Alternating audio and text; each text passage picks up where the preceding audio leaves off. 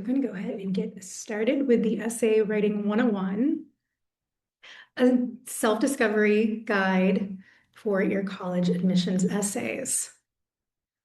Now, I can't actually see the chat right now, so I'm hoping that this is broadcasting and everyone can see the screen. My name is Editor Lucy, and I have been helping thousands of students write their college admissions essays every year for the last 5 years. And before that, I was a journalist and a copywriter, and I also worked in content marketing for Embry-Riddle Aeronautical University. And my goal there was to write to attract students to the university. And now here, I'm doing something opposite. I'm helping students write their college admissions essays. And this is really exciting because this is where the dream making begins. That's what I like to think our team of editors do here. We're here to help you write the words to really express yourself. The college admissions essays can be daunting to many, but if you sign up for this experience and you go really all in and you commit to writing the most expressive personal essay, I can tell you that it will change you, because what you're going to develop is self-reflection skills. Self-reflection is a muscle. And through this process, those self-reflection skills that you gain will be something that you can use over and over again for the rest of your life. You'll need these skills when you have to sell yourself for job interviews, write cover letters, write your resumes, so many things throughout your life. So it starts here. Now, what we're going to cover right now tonight is we're going to look at what admissions readers are really looking for, what to do before you write, and how you can build your self-reflection muscle. Also, you're going to take moments that you brainstorm right here in this session, and this is going to serve as the foundation for turning your words into meaningful essays. What this is going to do is you're going to build an idea bank before you even start writing. This is really important. I always say that writing is actually 80% research and 20% actual writing. And if writing isn't something you actually like to do, just remember that if you commit to the brainstorming process early on, the students who do this, they write faster. They have smarter revisions and easier revisions. The revision process can be quite lengthy. You can have many, many rounds before you get there. But if you start early and you brainstorm, you can cut that process down a lot. Also, you can avoid writing a cliche essay. No one likes that. What happens is that a lot of students have a lot of the same experiences. A lot of students have the same leadership roles coming from all different high schools, but having a lot of similar experiences. So when we take time to really brainstorm meaningful moments in our lives, we can find what makes us unique and different from anyone else. And when this happens, you can deliver your essays and be done with the process, not only earlier, but you can know that what you're turning in is kind of your final cut. It's your best work.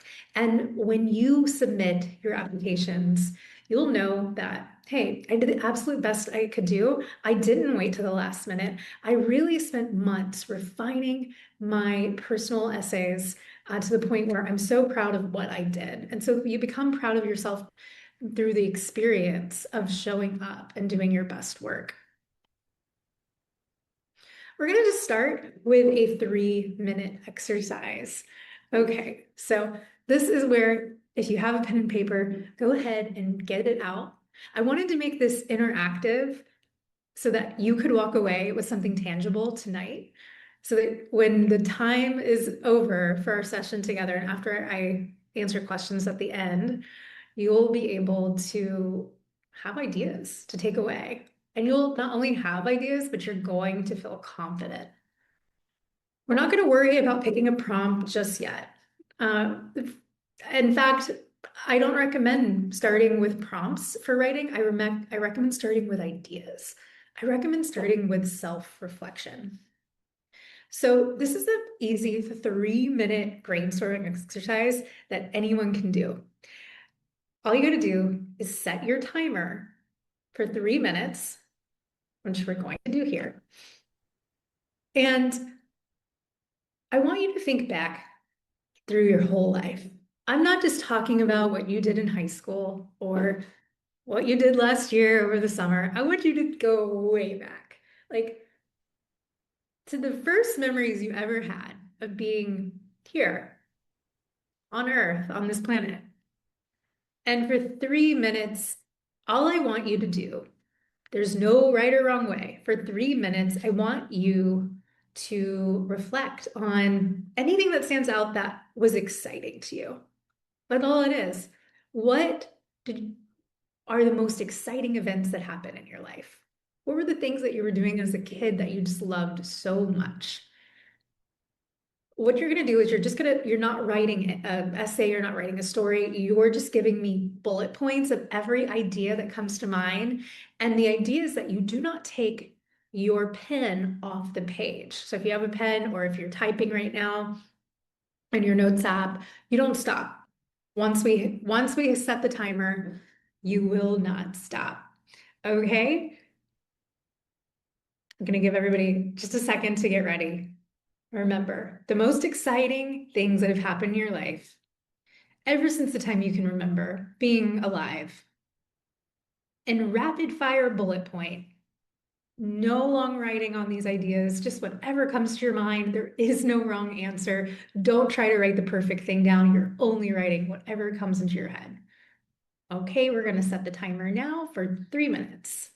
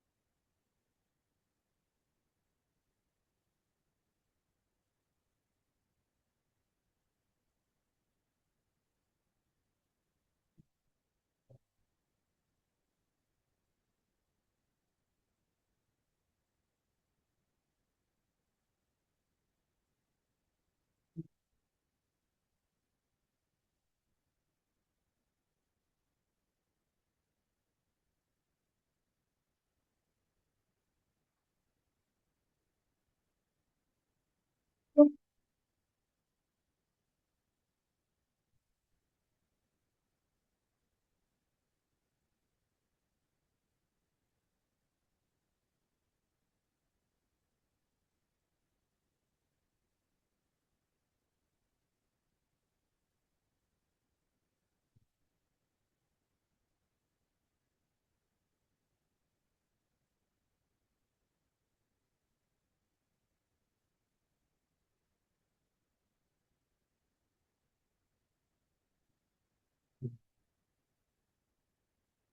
50 seconds.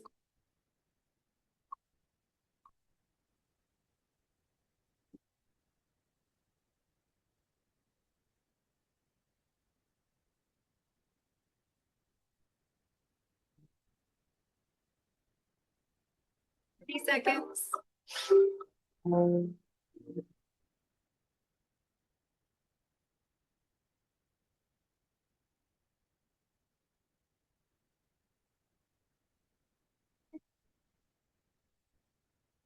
15 seconds.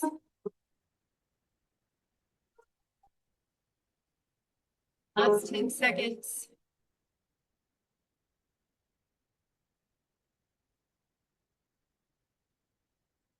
And you're done.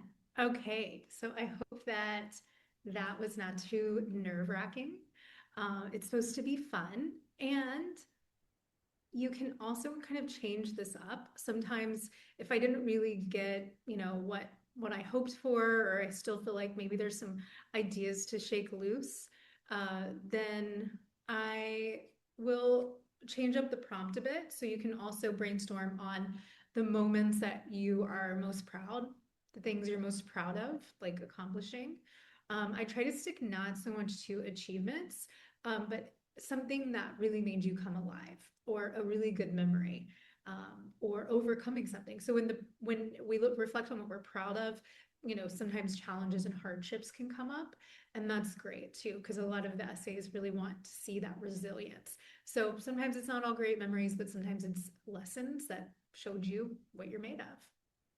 So this should have given you some really good material to work with. I always say that writing is like, if you're a potter and you're making something with clay, well, you just need clay to get started. You need something to work with. And so when your essay is going in front of an admissions reader, they don't want to just hear what you did.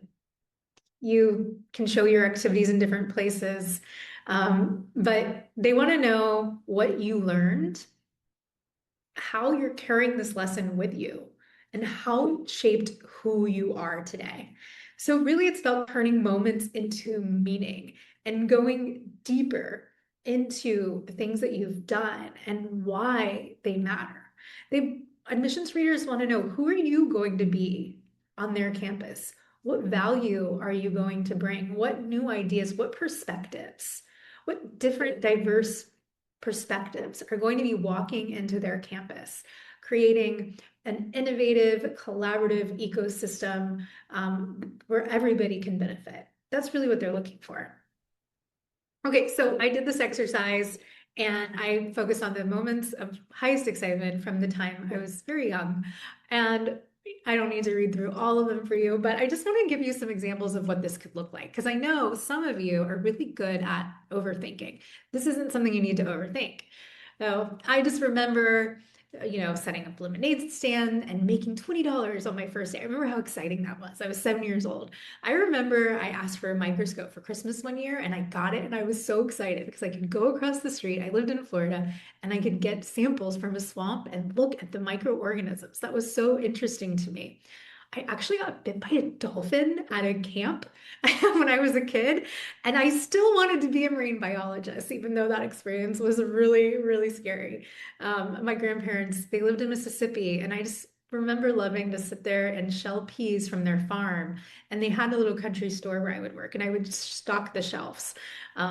So, some other things came to mind that I don't think I would ever use, but these are just some ideas. So it's just really training your muscle. Maybe sometimes it's hard to think way back. So if you can't think all the way back to when you were a child, this is really just to get you started. It could be what you had for dinner last night. It could be what happened a week ago. It doesn't necessarily need to go back that far. But I believe that a lot of the ways that we move through life and the things that we end up pursuing, our careers, our paths, a lot of that, the signs were there when we were very young. Okay, so now that you have your brainstorm, you have all these ideas, the first question to ask yourself and to reflect on, which you can actually make one page in a notebook for each brainstorm idea that came through that you think is usable. And under that, one line, you can ask yourself, why did I do what I did? What made you take that action? What was going on in your life that pushed you to join that club, to speak up, to help out, to take a risk?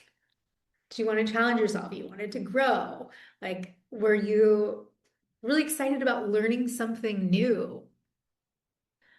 After you do that, you can write about, how has it made me who I am? What did it teach you? Did it teach you how to problem solve? Did something not go the way that you planned and you had to overcome disappointment and come up with a new plan? Was there something surprising or unexpected that you didn't expect to happen? Did it show you something about the person that you are? Did you learn something about yourself that you didn't know before? Really think about these moments, because if they stand out, I guarantee you there's way more meaning there. There's way more details. Sometimes it's a little fuzzy at first, but once we really start writing it down, you'd be amazed at how much we can recall. And then the next question to write on your page under your brainstorm ideas, who have I become because of it? Well, how do you act differently now? How does this shape the way you show up, lead, communicate, make decisions? Sometimes we don't always see our strengths. It's part of being human. And one thing you could do if you get stumped on this is you could ask a friend or a teacher or a parent, hey, when you saw me go through that thing, how did you see it change me? What are my strengths now? Asking the people in your life to reflect and help you reflect can be really, really powerful. And you can often, we don't always see our strengths or ourselves through the lens of others. What's the big insight that I took away from this? So if you had to sum it up in one meaningful takeaway, what would it be? What truth did this experience reveal to you? This is the aha moment. This is really what colleges want to see. Whether you're writing a UC PIQ or you're writing your personal statement, what is the meaningful takeaway? How did your worldview change? How did it inspire you to be different, to be better, to make a change in the world? Your insight is what is going to make your essay really powerful. And sometimes, again, maybe we don't know the insight. Maybe it doesn't come right away. And that's okay. This is why you're here tonight, because you're getting started early. And getting started early is the best thing that you can do because it gives time for things to develop. Have you ever been thinking about something and you can't really come up with the answer or the idea, but then you go on a walk or you take a shower and you're thinking about something else and then now I remember. Well, self-reflection takes time. It takes us to sit for a minute and look at something from different angles. It doesn't happen overnight. It doesn't happen like that.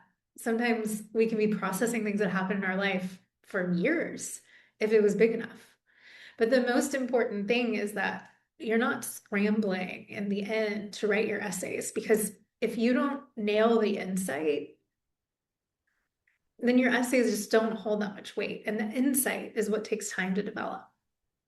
Sometimes we avoid writing because it's hard, or we think, oh, I'll just sit down one day and the ideas will come. I'll just wait till that moment. I'll just wait till I feel inspired. But inspiration doesn't always just land in our laps. Sometimes we have to cultivate that sense of inspiration and insight. This is something you can do every day. You can develop a journaling activity, a journaling practice, where every day for 10 or 15 minutes, you journal on these questions.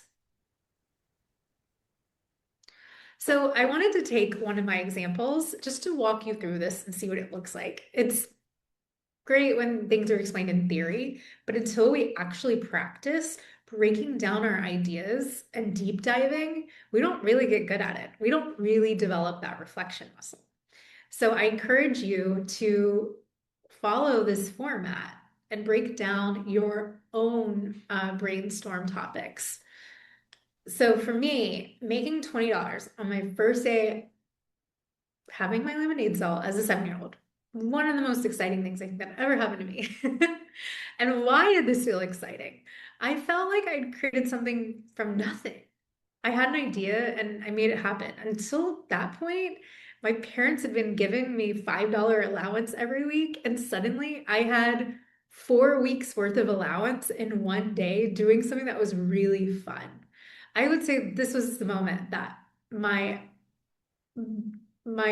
passion for being an entrepreneur really started, because I saw that I could make something. It wasn't just about the money, but it was about that feeling that I had done something that didn't exist in my life previous to that. What does this reveal about what I value? For me, independence. I could make my own money without my parents relying on my allowance. It gave me the ability to problem solve and create value for others. All those people who were very thirsty on that hot day, I could see that they were really happy to see that lemonade was for sale. So you can answer these questions too with your own brainstorm. Why did this feel exciting? What does it reveal about what I value? And then the next question, what trait was I expressing? So you have risk-taking, entrepreneurial thinking, problem-solving, self-reliance. I would also say creativity. Is this pattern still present in my life? Yeah, I would say so. I'm always looking for ways to improve, take initiative, to create something new that didn't exist before. And I really love my independence. Okay, this is a picture here. Had to throw it in of me at my lemonade sale with my sisters and our handmade sign that earned me $20, which to really boil that down, I was selling lemonade for 25 cents a cup. So $20 was a big deal. So let's find some themes here. So in the lemonade stand, we've got agency, problem solving, and risk taking. That's a theme that appears in just one example, but that is a theme that really shows up in my life many, many times. So just this one example is really showing me so much about myself because I can think of so many other examples of when I problem solved or where I took a risk and I did something that was maybe a little out of the box. Um, I had some other ones on there. There was once that I organized. My mom wouldn't let me have a dog in third grade, and I really wanted one. And I don't really even know how I got the idea, but I organized that all my classmates wrote cards and letters to my mom, basically persuading her to get me a dog. Um, and so we have leadership, persuasion, persistence. That's another trait, that comes up in being an entrepreneur and a self-starter. So these are mine. Feel free to think about your own themes. I just wanted to show you examples of what that can look like. And I think a lot of these experiences are really common. I don't know if kids are still having lemonade sales anymore, but I know that you could reflect on just doing something for the first time that was really exciting to you. Was something that came out of nowhere, right? Something that you were really proud of as a kid. These little moments, maybe you're writing it off. Maybe you would think, "Ugh, the lemonade stand, ugh, that's so cliche, like that's not big enough." The problem is that a lot of students try to write to impress the reader instead of writing from authenticity and just sharing their lived experience and what they've learned. So when you write authentically and you write about something that you're really passionate about, is really exciting to you, your real voice comes out. And because you've had your own unique lived set of experiences, when your real voice comes out, that is what really makes you stand out in the process. Not trying to give the right answer, but saying, this is who I am, and I'm proud of who I am. Once you find the themes, you can highlight the themes in your journal.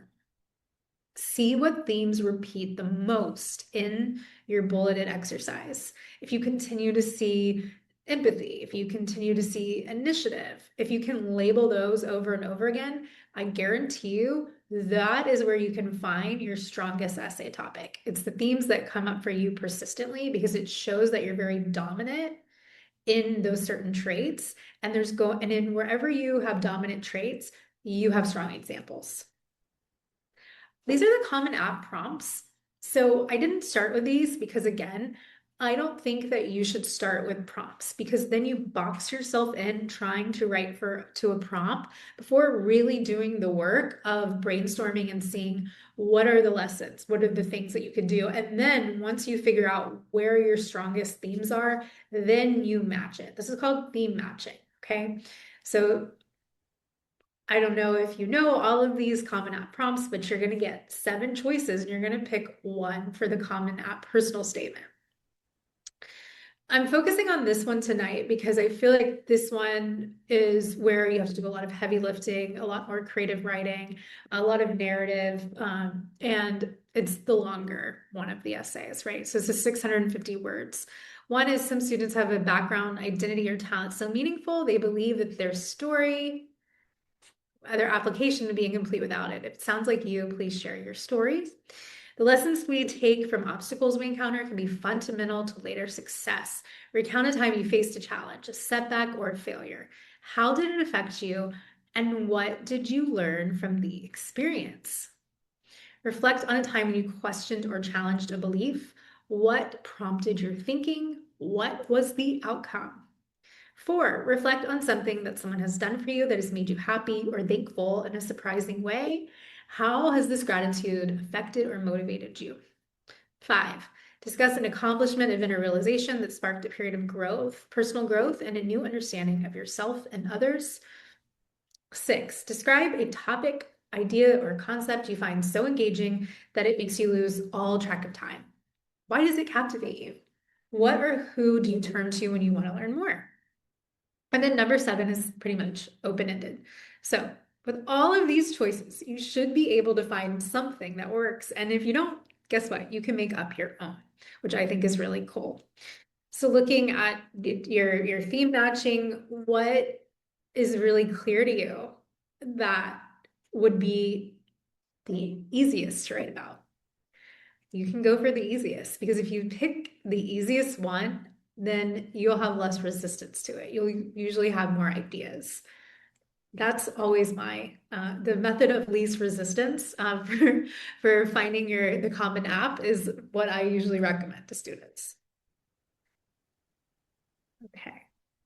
Okay, so the result. So I wanted to start and show you what it could look like for a for a Common App prompt. If I was looking at my list, I gave you the lemonade example. It's discuss an accomplishment, event, or realization that sparked a period of personal growth and a new understanding of yourself and others. So I would open this with talking about the lemonade stand. I was 7 years old when I realized I could create something from nothing. Remember, that was one of the themes, as I squeezed lemons in my driveway on a sweltering July afternoon. With sticky hands, I scribbled lemonade for sale on a poster board, sign, written crooked marker, and recruited my 2 younger sisters as my sales reps. By the end of that first day, I'd made $20, more money than I earned an entire week on my $5 allowance.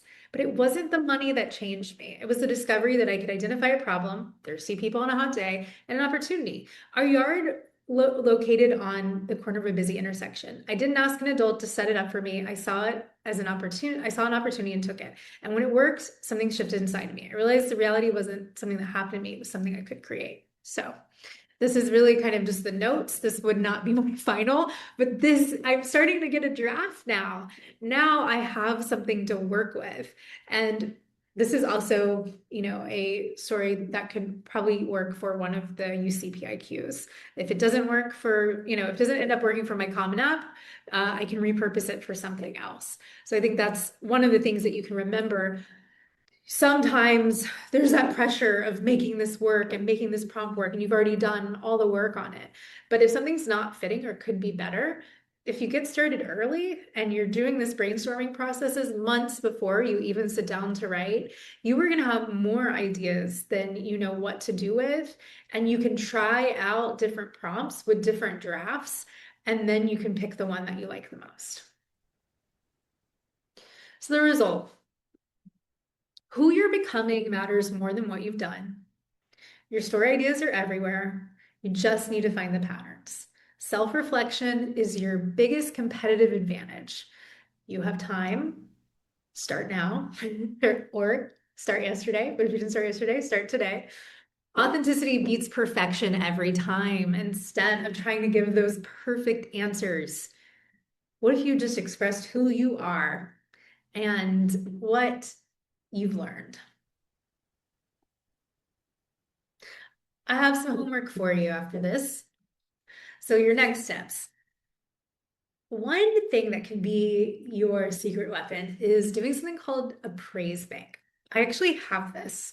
And what it is a pinned note on my notes app. And every time someone compliments me, gives me praise, I do something really well that others recognize, I write it down. And this helps me, even on those days where I kind of need just a little extra encouragement, I go into that. So this is just such a great thing to have in your life when you're needing that extra encouragement. So analyze it. What skill do you have that people recognize about you? What do people notice in you? Start doing that now. And then you will collect a lot of praise over the next few months, and you'll really start to see a theme. You'll start to uncover the threads when you have people, reflecting on everything is a lot of pressure sometimes. Like, how have others reflect to you as well? That's going to make it a lot easier. Complete these brainstorming exercise. If you didn't finish today, finish the 3 prompts, the moments of excitement. You could also do 3 minutes of moments you wanted to give up but didn't, and moments that you're proud of. Spend 3 minutes on each, just rapid fire brainstorm, whatever comes to mind. Some will never see the light of day, but you might find some gems in there. Then you're going to find your theme. You're going to go through and answer those questions that I presented on each one of them. Why does this matter? What does it say about me? Why was I drawn to this? Look at all your stories, draw arrows between the related ones. Circle repeated themes, circle and highlight words that are repeated. What problems do I naturally try to solve? What things come to you really easily? Schedule weekly reflection time. I know this is the hardest thing, so you got to put it in your calendar. Pick a day and time each week. Hey, it's just 15 minutes. Get your journal out. One thing I'm proud of this week and one thing I learned. Stick to it. And then lastly, play with prompts, but don't pick one. Right now, your job is just self-discovery, not essay writing. The prompts will really come together and make sense once you really understand your theme. Okay, now I'm going to turn it over for questions, and I'm going to go to the chat. I'm sorry that I wasn't able to access the questions until now. I see Briley was in there answering questions for you guys. Okay, if anyone else have any questions, please, you can add them to the chat. Anything you want to know about the college admissions process, what they're looking for. Maybe you've already started writing. Maybe you already have ideas. If you want to put any ideas in the chat and see, how they can be developed. I can tell you that from working with so many students, that everyone really does have a unique story. And I have a lot of favorite essays over the years that I've helped students with. And I would say that the students that can really go back and recall the details of something that happened to them, like what were the smells? What were the sights? What were those sensory things going on? For example, if you look at the lemonade stand, the sticky lemonade, the sun was really hot. This little sign that I made, all of those details, that is what really makes stories strong too, is when you get away from vagueness and you recall as many details as possible. I believe you will have access to this recording, which contains all the slides. Okay, Briley's saying yes, you will. You will have the slides. Oh, that's a really good question. Is this the same process students should take for all essays or just the personal statement? I think that you can adapt this process for all of the essays. If you're applying to top tier and Ivy schools, we're working with the same concepts and ideas, but we have to kind of go like 200 more miles per hour with those schools. So those schools require like some really deep diving and drilling into, but we're working with some of the same prompts. You can recycle these as well for your UC, the personal interest questions. I think it does apply to all of them. Okay. Do my essay topics always have to tie into my field in some way? For instance, I'm very interested in videography, but I'm applying to pre-med. No. I mean, if the prompt is specifically asking, why are you interested in this academic subject or your major? Um, yes, your topics should definitely tie into your field. But no, I think this is such a good question because a lot of times you can show a different aspect of yourself. So if all of your essays are about medical research and biology and, but then you show a different aspect of yourself, I think it really, really works. And then a lot of times, more times than you think, you can find a way to connect. Like videography actually probably has a lot of similar components to like the medical world or being a pre-med student.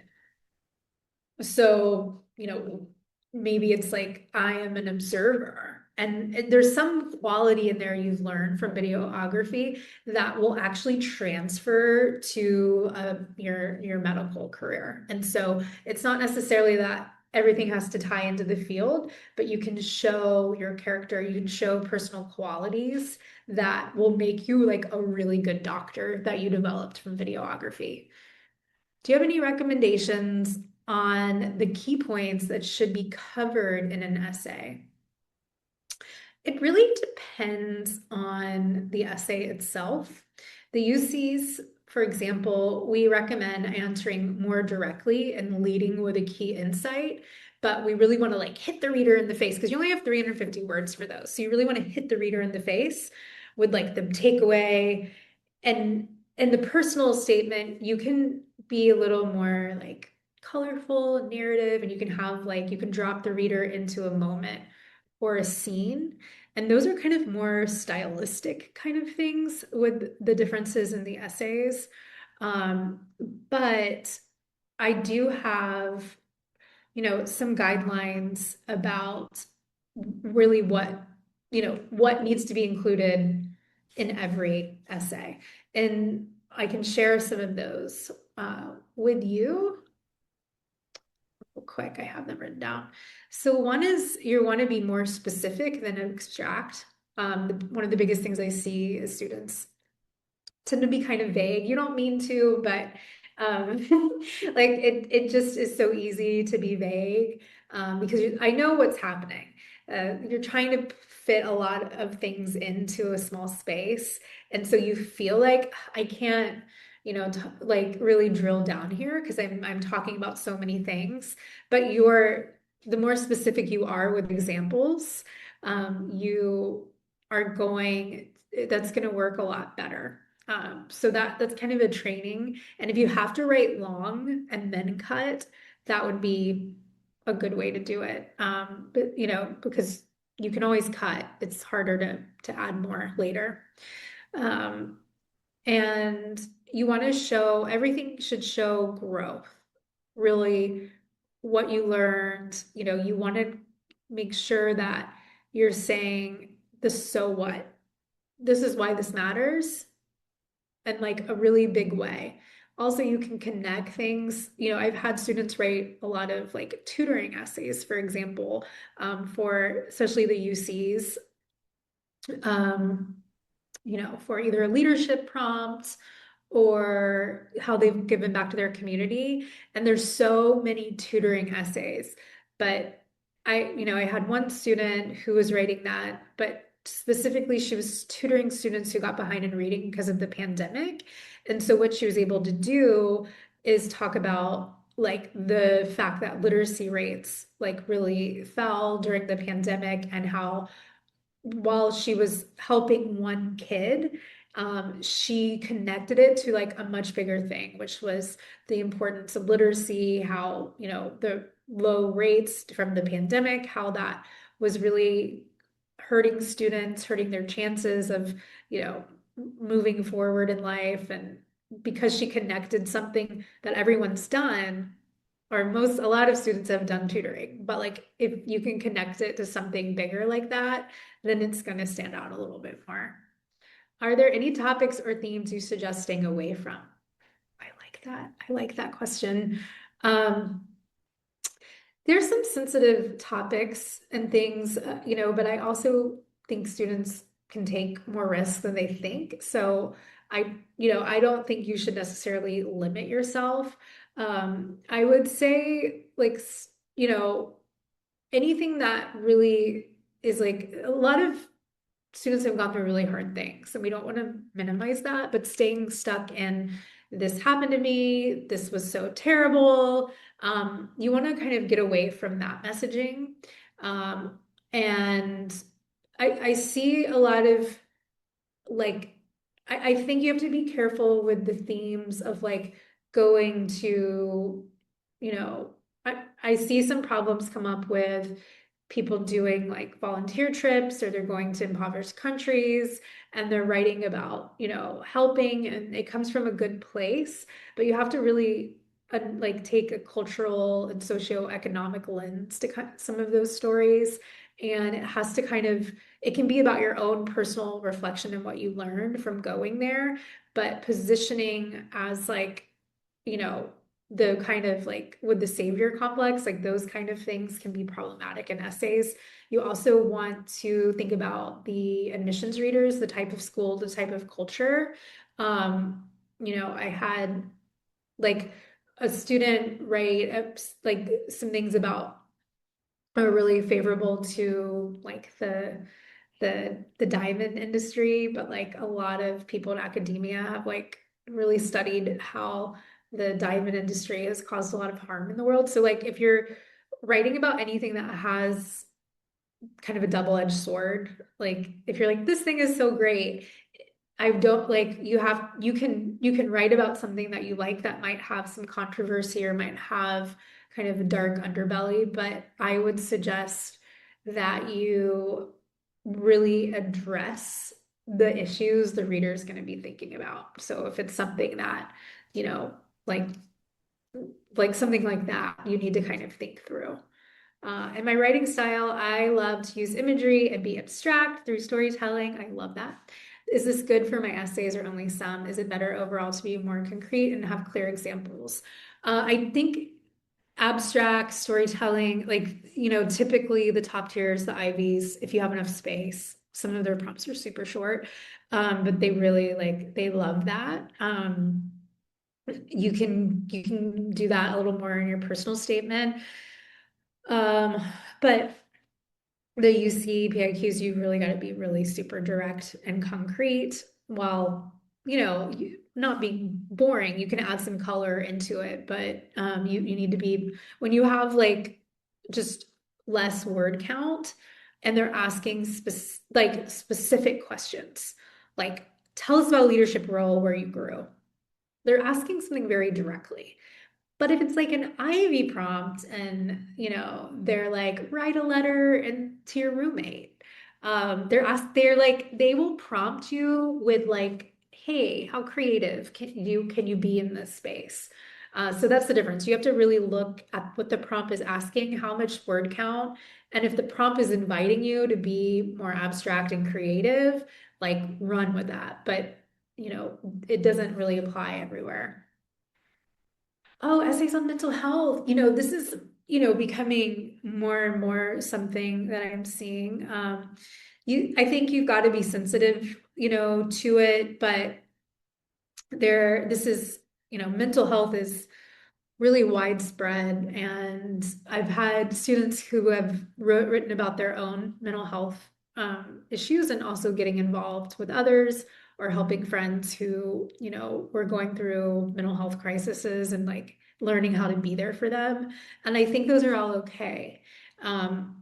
If there could be concerns about anything I think that you address that's very personal, like medical issues, mental health, illness.